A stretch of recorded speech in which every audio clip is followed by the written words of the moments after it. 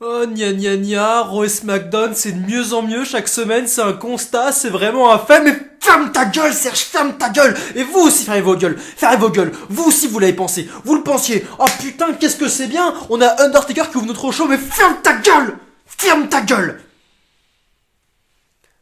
SmackDown du 10 septembre 2019, c'était de la chiasse, de la chiasse mais coulante. Franchement, c'était pas bon. Ah non non non, c'était pas bien.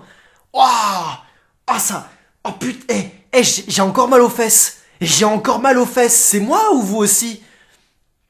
Après, peut-être que vous, la pilule Undertaker qui rentre comme ça vous a fait rentrer le god Miché, c'est comme un bon lubrifiant. Bah moi, non, moi ça m'a pas fait l'effet lubrifiant, ça m'a fait effet feuille de verre. Hein, ça m'a râpé le cul comme ça. J'ai encore mal, je souffre encore. Mais après tout, je suis Serge Voldan et c'est mon job de vous parler de ce show, de vous parler des shows de la WWE, parce que nous sommes ici dans le Serge Podcast, votre podcast audio pour parler de caca. Oui, un podcast que vous pouvez écouter n'importe quand. Bah justement, cette fois-ci, pour rendre la chose plus sympathique, pour être directement dans l'ambiance du show, je vous propose d'écouter ce podcast quand vous êtes aux toilettes en train de chier une grosse merde. On va parler de caca, on va déféquer sur ces catcheurs, on va balancer le générique et on se retrouve juste après. Give me what I want! That's not what I want! Give it to me! Give me what I want! I'm not finished with you! It should have been me! Let's do this! Good lucho. Okay. This is the house that AJ Styles built! Watch out!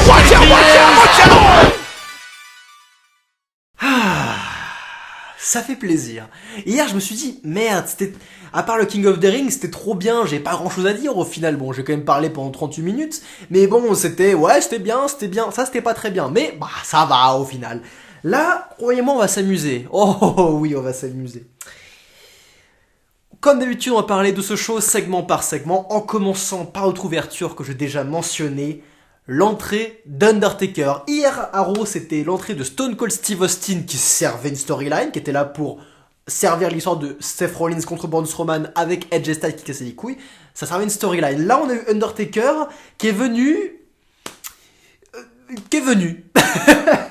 Undertaker a ouvert notre show comme ça, hein, il se dit tiens je passe par là, oh tiens il y a SmackDown qui passe, allez je vais passer dire bonjour, voilà.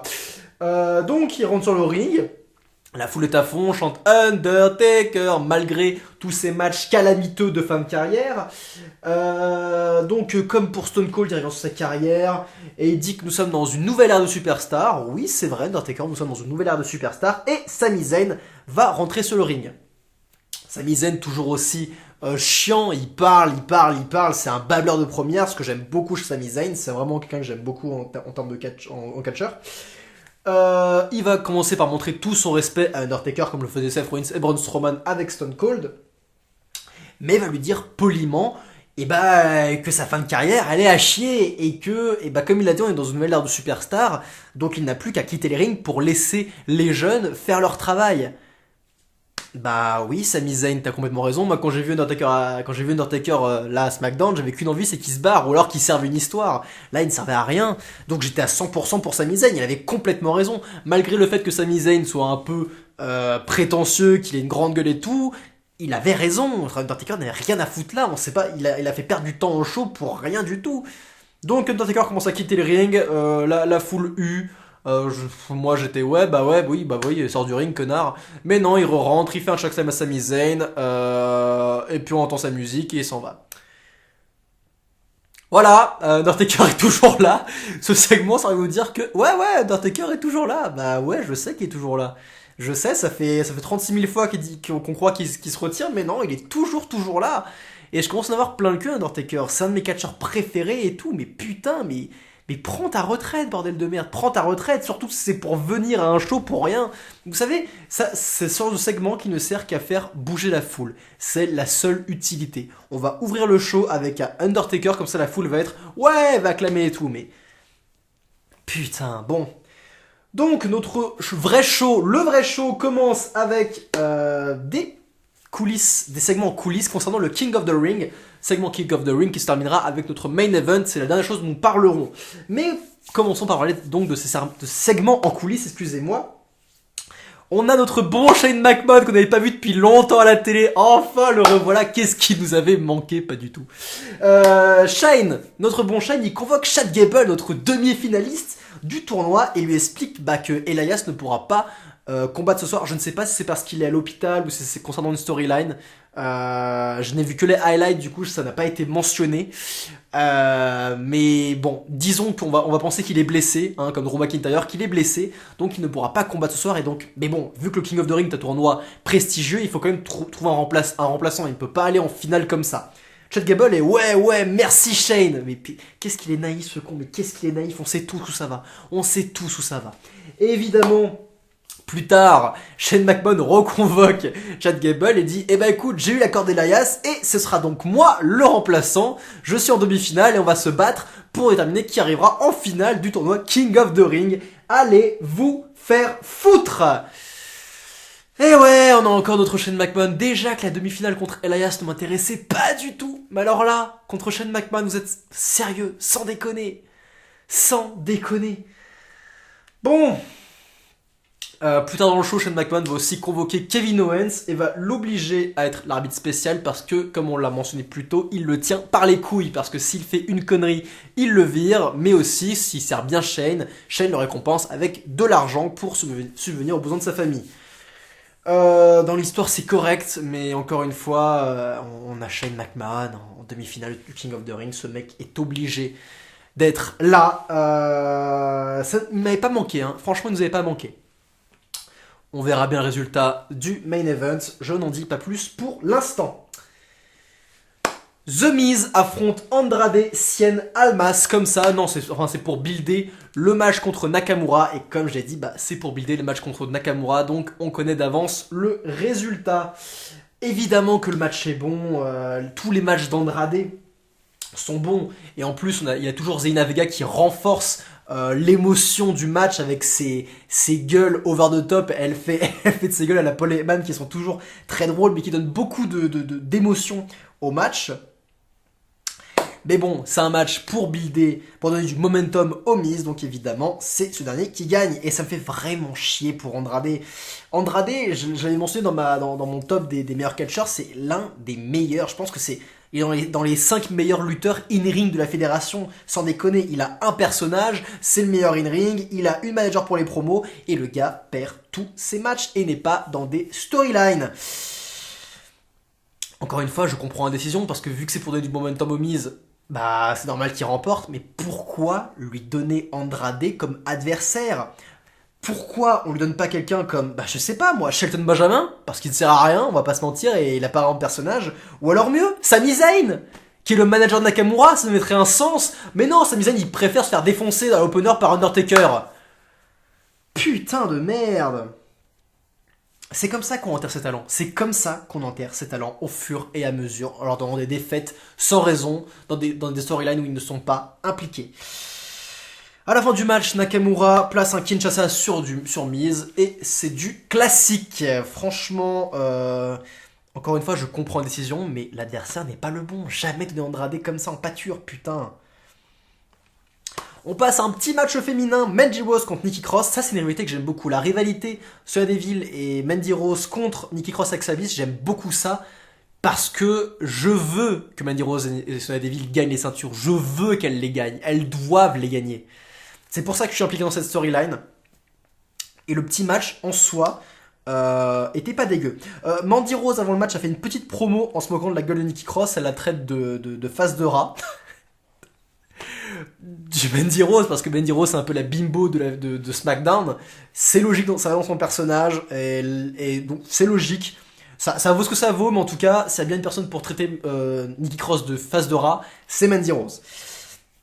Évidemment, Nikki, elle le prend pas très bien, elle est enragée, elle fonce sur Mandy pour lancer le match. Et petite parenthèse avant de passer au match, si j'avais été la WWE, j'aurais à ce moment fait en sorte que Nikki Cross arrive directement avec son entrée et défonce directement Mandy Rose. Mais non, la WWE préfère d'abord faire rentrer Alexa Bliss avec sa musique pour qu'on voit son cul, ses yeux bleus, cette belle blondasse, pour qu'ensuite qu'elle pointe la rampe et que Nikki Cross fasse enfin son entrée enragée. Ah putain, est-ce que Nikki Cross peut avoir une personnalité, sans déconner? Est-ce qu'elle peut pas d'elle-même être enragée et péter la gueule à Mandy Rose? Non, il faut que d'abord Alexa Bliss lui dise « Vas-y, tu peux y aller !» pour qu'elle y aille. Mais tout ça, et encore une fois, vous savez pourquoi on veut Alexa Bliss d'abord? Parce que la WWE veut nous montrer son cul. C'est la seule raison de sa présence avant. C'est toujours énervant, mais bon, on va dire que c'est un détail, on va dire que ça passe cette fois-ci. Mais le problème, c'est que c'est tout le temps. J'en ai ras le cul d'Alexa Bliss, Elle m'énerve, Alexa Bliss, j'en ai plein le cul de l'avoir tout le temps. Bref, le match est vraiment sympa, assez serré. Les lutteuses ont une bonne alchimie ensemble, ce qui est une bonne chose, ce qui est un bon présage pour leur match à Clash of Champions. Et Nikki Cross obtient la victoire via un roll-up. Et encore une fois, j'espère de tout cœur que Mandy Rose et Sonya Deville vont remporter les ceintures parce qu'elles le méritent bien plus que cette blondasse d'Alexa Bliss. Les Heavy Machinery vont défoncer des catcheurs locaux et on s'en bat les couilles car on les connaît déjà, on connaît ces catcheurs. Alors pourquoi les faire affronter des catcheurs locaux? Ça ne sert à rien de les voir défoncer des noobs, c'est complètement inutile. Ça fait perdre du temps au show, on s'en bat les couilles, Passons à autre chose, les Street Profits, ah putain. Non, je déconne, y a pas les Street Profits. On a failli s'énerver, mais tout va bien. Ne vous inquiétez pas. Avant d'entrer dans une musicale, on va passer quand même à un bon segment, parce qu'il faut quand même des bons segments, ce serait pas trop mal. Pour l'instant, on a baigné dans le caca. Heureusement, Eric Rowan arrive sur le ring pour nous dire, faire une petite promo où il dit que les gens l'ont toujours pris pour une brute sanguinaire, alors qu'au fond, si on regardait bien au fond de ses yeux, c'était en fait un manipulateur, quelqu'un d'ingénieux. Pourquoi pas, pour moi ça reste comme une brute sanguinaire qui agit par pulsion, ce qui est très bien dans son personnage, là, un peu à la Braun Strowman au final. Dire que c'est un manipulateur et tout, waouh, fais gaffe mec, manipuler Daniel Bryan, c'est quand même tendu. Je suis pas à 100% d'accord avec ça. Une chose quand même que j'ai aimé, c'est qu'on n'a pas vu Daniel Bryan dans le show. Peut-être pour amplifier l'attaque de Rowan, ce que j'aime bien, ce qui est cool. Mais bref, Roman Reigns coupe la promo de Rowan en arrivant et les deux vont se frapper de partout, à l'extérieur du ring, dans la foule, sur la rampe. Il y a la sécurité qui va arriver pour les séparer, mais ça ne sert à rien, on connaît les bails, ça commence à être... C'est un peu du déjà vu au final. Mais à la fin, ils se taquent sur la rampe et c'est là, je veux dire sur le début de la rampe quoi, devant le Titantron. Et c'est là que le segment va prendre un peu d'ampleur parce que Rowan va choper la grue de la caméra et va la pousser sur Roman Reigns qui va se la prendre avec une bonne grosse violence et s'installer par terre, il va être complètement KO. La foule va crier putain de merde et effectivement je trouve que c'est quelque chose qui mérite, c'était assez original le coup de la grue, donc c'était cool. Rowan quitte l'arène, la foule le hue. Et Roman Reigns peine à se relever, la foule l'encourage en scandant son nom, elle crie Roman, Roman, Roman. Et on peut imaginer tous ensemble Vince McMahon se masturber et jouir de façon colossale en coulisses parce que son poulain est encouragé par la foule. En soi, c'était un bon segment, assez classique, dans la suite logique des choses. Mais on fait builder un véritable match de titans, et c'est ce que j'ai envie de voir en Clash of Champions, un match de titans. Comme c'était le cas de Braun Strowman contre Bobby Lashley il y a quelques mois. Ce serait bien d'avoir ce même type de match où les deux juste fracassent la gueule avec l'extérieur du ring partout, ils s'en battent les couilles. Le match peut durer genre 1 minute et après pendant 10 minutes ils se fracassent à l'extérieur, ça peut être franchement divertissant et j'espère que c'est ce qu'on aura. Excusez-moi, on a beaucoup parlé, il est temps de passer à notre interview musicale parce qu'on arrive à la moitié de ce podcast. Qu'est-ce qu'on écoute aujourd'hui? Bah du Voldano. Qu'est-ce que vous voulez écouter d'autre que du Voldano? Voldano nous pond la meilleure musique internationale et même la meilleure musique de l'univers, j'ai envie de vous dire, parce que Voldano est divin. Sa musique est divine. Vous ne me croyez pas? Vous me croyez pas peut-être? Eh bah écoutez, je vous propose d'écouter Petit Contretemps aujourd'hui. Et si la musique vous plaît, je vous rappelle que tous les liens pour télécharger les albums de Voldano gratuitement sont dans la description de cette vidéo. Et plus que ça, dans la description, il y a aussi tous les liens pour s'abonner au moins Voldano, à la chaîne de mon frère, à mon compte Instagram, Serge Voldan. Tous les liens sont en description. Alors, regardez-moi cette description, regardez-la. Regardez comme elle est belle, comme elle est bien agencée. Moi, je prends du temps à faire cette description, vous savez. Bref. On écoute petit contretemps, un morceau très tranquille qui va pouvoir peut-être nous apaiser dans cette tumulte de haine. J'avais pas d'idée pour la fin. Bref, on écoute petit contretemps.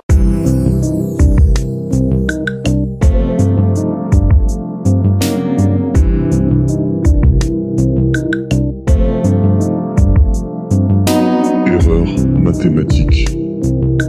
Soupe de vermicelle. Formes arithmétiques. Képi de colonel. De colonel. Toboggan aquatique. Service professionnel. Fourchette en plastique. Abonnement mensuel. J'aime me promener dans la nature, sentir la terre sous mes chaussures, sentir la terre sous mes chaussures, sentir la terre sous mes chaussures, dans la nature, sentir la terre sous mes chaussures, sentir la terre sous mes chaussures, sentir la terre sous mes chaussures. Sentir la terre sous mes chaussures. Sentir la terre sous mes chaussures. Sentir la terre sous mes chaussures. Sentir la terre sous mes chaussures. Oh, c'était apaisant. Hein. Ah, vous êtes apaisé là. Vous savez quoi? Moi j'en ai même profité pour aller me vider la verge tellement j'étais apaisé. Et ça a encore amplifié cet apaisement. Qu'est-ce qu'on est bien. Écoutez les musiques de Voldano, écoutez si vous voulez être apaisé. Mais en fait, il y en a pour tous les goûts, vous savez. Il y en a pour tous les goûts. Téléchargez l'album de Voldano dans la description. Bon, maintenant qu'on est bien apaisé, est-ce qu'on repasserait pas à un peu d'énervement? Parce que ce show n'a pas fini de nous énerver, croyez-moi. Il n'a pas fini avec nous. Bayley est backstage. Excusez-moi, j'ai frappé le micro. Mais tout va bien se passer, ne vous inquiétez pas. Bayley est backstage et parle à Ember Moon. Et Bayley insiste sur le fait qu'elle n'a pas changé, que tous ses actes, elle les aurait fait même à l'époque. Tout le monde dit qu'elle a changé, mais ce n'est pas le cas. Et Ember lui propose donc un petit match pour vérifier ce fait. J'aime beaucoup l'écriture du personnage de Bayley, qui ne se rend pas compte de ce qu'elle commet, elle ne se rend pas compte de ses actes, parce que elle est, comment dire, elle met en avant son amitié face à Sasha Banks, elle serait prête à tout pour Sasha Banks. Bref, j'aime beaucoup cette écriture et j'espère que l'évolution de Bayley va toujours rester aussi captivante. On a donc ce petit match Ember Moon contre Bayley et comme pour Miz versus Andrade, c'est un match qui sert uniquement à donner du momentum à Bayley. Vous ne me croyez pas? Croyez-moi parce que Charlotte était assistée au match comme Nakamura assistait au match de Miz. Donc c'est bien la preuve que c'est vraiment un match de miroir. En fait, on a eu exactement la même chose. Et j'ai envie de dire la même chose au final. Pourquoi donner Ember Moon comme adversaire? Pourquoi donner Ember Moon comme adversaire? Je rappelle encore une fois qu'Ember Moon est l'une des meilleures lutteuses de la WWE. Et je vais vous expliquer pourquoi ils donnent Ember Moon. Parce que ils sont sûrs d'avoir un bon match.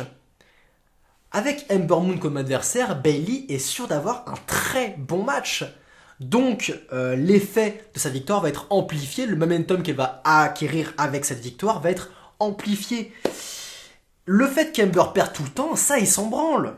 Ils en ont rien à foutre. Comme Andrade, Ember est très bonne. Donc, elle pourra mettre en avant ses adversaires. Pourquoi? Parce que la WWE n'a pas de plan pour Ember Moon, comme la WWE n'a pas de plan pour Andrade. Bref, et au final, le match n'a même pas été très dur pour Bayley, qui gagne pour la 3e fois consécutive, clean face à Ember. Et c'est super génial, hein, c'est fantastique. Ça m'emmerde. J'aime bien l'écriture de Bayley, j'aime bien où ils vont avec Bayley, mais je n'accepte pas de voir Bayley affronter Ember Moon. Je ne vois pas l'intérêt. Et au final, on n'a même pas vu le changement de Bayley. Alors que ça aurait été bien de voir justement le changement de Bayley. Pourquoi Bayley a changé? Est-ce que ça se ressent dans son catch? Et j'aurais bien aimé que ça se ressente. Là, on n'a rien ressenti du tout. Donc ça servait absolument à rien. Pour moi, ça me fait pas augmenter le momentum de Bayley. Elle a déjà montré qu'elle pouvait battre Ember, montrer qu'elle peut la battre une troisième fois de plus, ça ne sert pas à amplifier Bayley, ça sert juste à enterrer Ember, je vois pas l'intérêt. Bref, à la fin, Charlotte vient pour provoquer Bayley qui se contente de quitter les rings. Et voilà, ça conclut ce segment qui, encore une fois, je comprends la décision de ce segment. Mais pas Ember. Pas Ember. Ember a déjà assez souffert. Et Ember, il serait temps pour elle qu'elle aille à la AEW où elle serait bien utilisée. Oh putain, allez, on est reparti. Kofi Kingston et Randy Orton. Oh, j'en ai plein le cul de cette rivalité. J'en ai vraiment plein. Ça c'est la rivalité dont j'en ai rien à foutre avec Rollins contre Strowman. C'est vraiment les deux rivalités que j'ai pas envie de voir et pourtant c'est les deux rivalités pour les titres principaux de la fédération. Donc, comme toutes les semaines, Kofi Kingston vient sur le ring pour expliquer pourquoi il battra Randy Orton. Et Randy Orton, comme chaque semaine, répond à la provocation en répétant le mot stupide, stupide, stupide, stupide. Je vais t'arracher ton titre, bla bla bla bla bla bla bla. Kofi va l'attaquer dans la foule, mais Randy avait une chaise que Kofi parvient à prendre. Il va donc frapper Randy avec la chaise, puis lui sauter dessus en disant un leg drop à travers la table. La foule va acclamer Kofi et comme d'hab, j'ai envie de vous dire comme d'hab, ils en font trop. Ils en font trop. Le mot stupide ne veut plus rien dire. Il est balancé sans raison. La WWE nous fait bouffer ce mot. Elle nous met la main dans la bouche et elle nous fait bouffer. Elle nous fiste avec ce mot. Elle nous fiste. On se fait fister par le mot stupide. Et à chaque fois que ce mot est utilisé à outrance, ça me sort des segments. Je ne suis pas investi dans cette rivalité. Ils en font 3 fois trop. Je répète que ça aurait dû se terminer à SummerSlam très simplement avec un Kofi victorieux ou via un choc avec un Randy victorieux pour redonner du momentum à Kofi pour qu'il a recherché le titre de nouveau. Mais ça aurait dû, le premier chapitre aurait dû se terminer à SummerSlam et la faire durer, ça ne sert à rien. Ça fait des semaines qu'on a la même chose. Les deux se provoquent, se traitent de stupides. Non, je ne suis pas stupide. Si tu es stupide. Non, je ne suis pas stupide. Si tu es stupide. Oh putain que c'est lourd. J'en ai plein le cul. Le match à SummerSlam était ultra décevant. Je n'ai pas envie de voir celui-là. J'espère que ce sera le point final avec la Champions. Ils sont capables de nous faire durer encore. Hein. Ils sont capables, vous savez. On verra. C'est du gâchis, mais j'en ai déjà parlé. Bon, voilà. Et on passe à notre main event, la demi-finale côté SmackDown du tournoi King of the Ring. Chad Gable versus Elias. Non. Chad Gable versus Shane McMahon. The best in the world. Mon Dieu. Mon Dieu. Des fois, c'est compliqué d'être fan de catch. Des fois, c'est vraiment compliqué. Chad Gable, Kevin Owens fait son entrée avec la tenue d'arbitre spécial, puis c'est au tour de Chad Gable, mais Shane McMahon coupe l'entrée de Chad avec la scène et il rentre avec le trophée du meilleur catcheur du monde, parce que n'oubliez pas que oui, Shane McMahon est officiellement le meilleur catcheur du monde. C'est approuvé par la WWE. Alors, c'est l'heure du match. Et je vais vous dire que malgré la présence de Shane McMahon dans ce tournoi, qui me fait chier, le fait qu'il soit toujours là, ça me fait chier. Et bah, si on oublie tout ça et qu'on se dit, ok, Shane McMahon est dans le match, faisons avec ça, qu'est-ce qu'on fait? Et bah, croyez-moi qu'ils ont fait exactement ce qu'il fallait faire. Même avec un Kevin Owens en arbitre spécial qui aidait Shane McMahon parce qu'il n'avait pas le choix, Chad Gable a humilié Shane McMahon. Il l'a humilié. Et c'était... Putain que c'était bon. Mais qu'est-ce que c'était bon. C'était exactement ce qu'il fallait faire. Tout d'abord, le match se lance et Chad Gable gagne le match ultra rapidement avec un German suplex en bridge, en pont. C'est-à-dire qu'il il fait un pont avec ses jambes et du coup il fait le tomber en même temps. Et voilà, et il gagne. Voilà, Chad Gable est officiellement en finale sur le King of the Ring. Déjà ça, c'était fantastique. Mais évidemment, Shane s'énerve, il chope un micro. Et il dit non, j'ai du pouvoir, j'utilise mon pouvoir pour faire en sorte que ce match soit officiellement un 2 out of 3 falls. Donc le match n'est pas terminé, il faut faire 2 tombées pour remporter le match. Donc Chad est un peu dégoûté, il revient sur le ring et Shane McMahon profite de ça pour choper Chad Gable à l'extérieur et maraver sa gueule sur la table des commentateurs, un truc bien heel. Kevin Owens ne peut rien faire et il commence à compter Chad Gable à l'extérieur, mais Chad Gable revient sur le ring. Shane va commencer à donner des petits coups de poing, etc., etc. Puis il va sortir prendre une chaise. Kevin est obligé de l'arrêter, fait non, je veux bien t'aider, mais là t'abuses, je peux pas te laisser faire ça. Et Chad va profiter de ce moment d'inattention de Shane McMahon pour choper sa jambe et lui faire un ankle lock qui va soumettre Shane McMahon en plein milieu du ring, qui va se taper. Et du coup, Kevin Owens va lever les bras, mais genre dire, mais what the, mais putain, mais t'es vraiment nul. Et évidemment, il perd le match. Il a abandonné. Enfin, là, Kevin Owens est obligé d'arrêter le match. Donc, Chad Gable, malgré l'aide de Kevin Owens et malgré le pouvoir de Shane McMahon, a humilié ce dernier en d'abord lui foutant un bridge avec un tombé très rapide et de deux en le soumettant en plein milieu du ring. J'ai adoré ça. Chad Gable a montré que Shane était misérable sur le ring et c'est ce qu'il fallait faire. Encore une fois, j'ai adoré l'expression de Kevin Owens, mais genre il lève les bras, mais t'es même pas foutu de gagner, même si je t'aide, quoi, sans déconner, mais t'es vraiment une merde. Et voilà. Donc c'était vraiment cool. Mais évidemment, Kevin va retourner le dos. Shane va le frapper dans le dos pour le mettre au sol. Il va prendre un micro et dire à Kevin, t'es viré, pour clôturer le show. Et encore une fois, j'ai adoré l'histoire de ce match et l'humiliation de Shane. C'était vraiment, mais c'était bandant limite. Franchement, j'ai bandé pendant ce match. Merci, Chad Gable.